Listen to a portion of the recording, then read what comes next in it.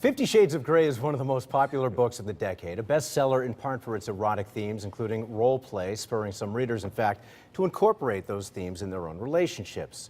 We have fun with this, but it's a mature discussion. We are joined this morning by marriage and sex counselor Dr. Tc Brantley to talk about why some find role play so fulfilling. Now, before we even get to getting into what that is, you had me at Reese's Cups. I mean, sir. You're bringing this stuff in, and how can I concentrate? Well, again, I'm trying to tell men especially that with role play, with BDSM, you have to learn how to take your time with your wife, because a lot of times guys just devour it like the Cookie Monster. No, you got to learn to enjoy and open up slowly and smell and touch and taste. Enjoy the whole experience. And a lot of guys do not do that in the bedroom. They just devour it and there's no foreplay. That's why BDSM and role play gives you that foreplay and takes your time to get into it. Like a hungry jackal on the Serengeti. You cannot be a hungry jackal with your wife. Now, every now and then, Gotcha.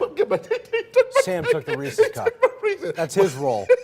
We know what his role is. But you cannot be a hungry jackal because a wife needs you to take her time with you, and the more you take your time with her, the more she'll give it back to you as well. Right on. So talk about what role play is and Yes. about how it helps some Role couples. play really helps the couples not to be lethargic, to be bored.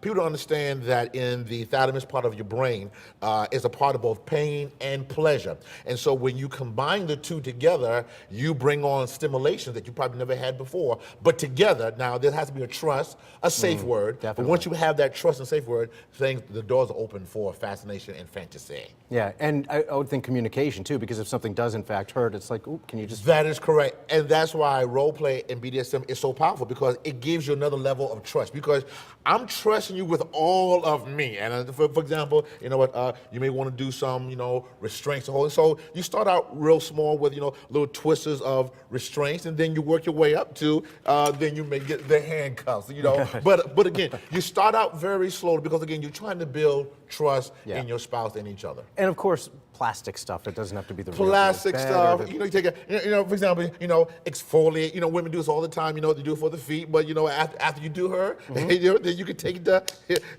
behave, Brantley. But anyway, you know what? You can use that as a way of a little pain and a little punishment. But again, you do it with a point of this is how far we can go and how far we cannot go. But role playing doesn't have to incorporate pain or those kinds of things. No. So talk about...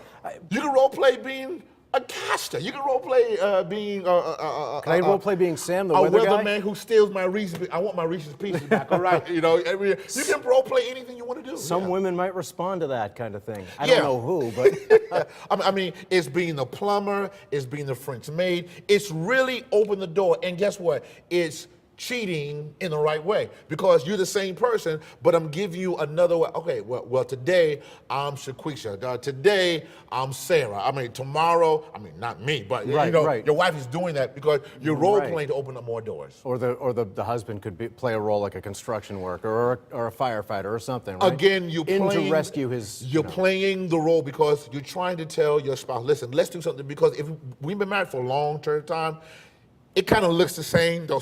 There familiarity kind of can work both ways for us. Now, another thing that I'm thinking, because you mentioned a couple things like a French maid or whatever, lots of examples. Yes.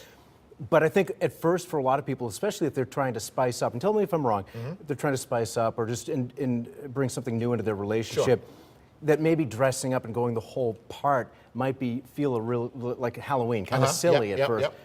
So a lot of it, I think, maybe just in how people talk to each other. Right? It could be just sort of in the dialect, or I should say it's all the mind, it's all the mental. But I tell couples, let's start out with having intimacy or sex not only in the bedroom. So many couples only have sex in the bedroom. No, venture out in your house. You got the living room.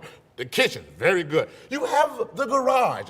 You can't have sex outside because you get arrested, but no one can stop you from having sex in your garage. Holla, So again, you're opening up the doors to do more things. Tastefully, but with some variety. Variety is the spice of life, and when you have that variety, you grow stronger. If you go traveling, you don't always go to the same place. No. Why not try different things, right? You try different things, and again, it's that control, it's that power struggle of sometimes you're the dominant, sometimes she's submissive, sometimes she's dominant, you're submissive. It's having that role play. It's having that open door that will open the door to each other to make sure that we stay together, because it's until death do us part, not to divorce. Yeah, and not the death of a marriage or death of fun. That's correct. Is it best for some ages and not for others? I mean, you're a counselor. I'm to a counselor, couples. and I believe this is for married, committed couples because you can do this, not be married, not committed, and then you make yourself just a sex slave. That's not gonna work. You want something that, you know what, you are in part with me, I'm in part with you for a lifetime. This is not just a overnight or over weekend throw. This is a lifetime thing that we're doing to each other to keep this thing fresh and never die. But you can never be too old or too young necessarily. Never too old. A man could be in his 80s. Hey, how you doing? Come over here. You know, whatever. Let's do it together because you're trying to keep that thing alive. I'm going to try to role play being a young guy, just if I can get that across, right? Well, again, you have that fun because when you have that fun, you have that pleasure. And as the Bible says, I will have pleasure in my old age. Why not? We should, right? You should. It's there. Not everybody gets the opportunity to live to an old age, right? That's correct. So do we need role play, though? For those who are uncomfortable, do we need it to stay satisfied in a I relationship? think you need something. Listen, women get new shoes. Men get new cars. So why can't you have something new in your relationship to keep things sparking? You don't have the same old thing. There's a difference there. And if you have a difference in the material, you also have the difference in your bedroom. Holla. Shoes are for walking, cars are for driving. I think I'd rather drive than walk. All right, so you mentioned, was it DMSR? Or Yeah. Again, it's a BDSM. It's BDSM. bondage. where I got It's being dominant. Those role plays, sadomasochism. Right, yeah. Okay, gotcha. So, by the way, we've got to go, but how can people learn more? Yes, you go to my website, www.rest.org, and a big fact that you probably don't know, women want more sex than men right now. And a lot of women are hollering, where's my man at? Come and see me, www.rest.org, and we're going to fix that together. There's so many ways I could answer that, and none of them would be good. It would not be good, FCC. Well, I'm not saying nothing. I'm stealing this Oh, one. Lord. Hey, I got Man? Steelers here. Harris, where you at, man? All right, you know what? If you missed any of that, his website or anything, go to our website, WTNH.com.